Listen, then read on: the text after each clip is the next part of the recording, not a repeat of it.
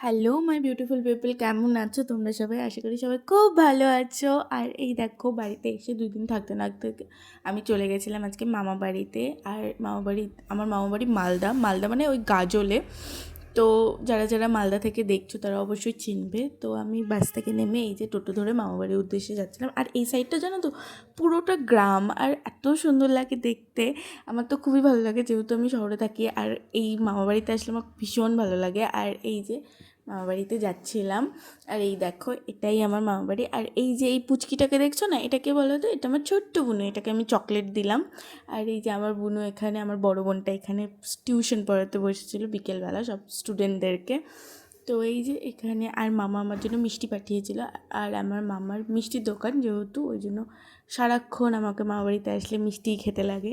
আর এই যে এই পুচকিটাকে একটু আদর করে দিলাম এখানটাতে। এর সাথে আরও সঙ্গপঙ্গ থাকে আমার মামাবাড়িতেই। আর এত ভালো লাগে আমার ডগ, ওই জন্য আমি এটাকে একটু আদরও করে দিচ্ছিলাম।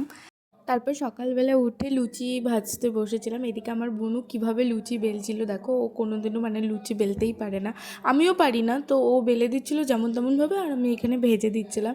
তো এই করে করে আমাদের এক গামলা লুচি হয়ে গেছিলো।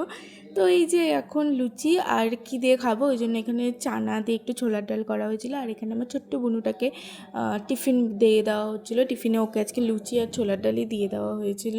তো ও তো এটা পেয়ে ভীষণ খুশি যে ওকে টিফিনে আজকে লুচি দেওয়া হয়েছে, যেহেতু বাচ্চা মানুষ, বাচ্চারা তো টিফিনে এইসব পেলে ভীষণই ভালো লাগে ওদের।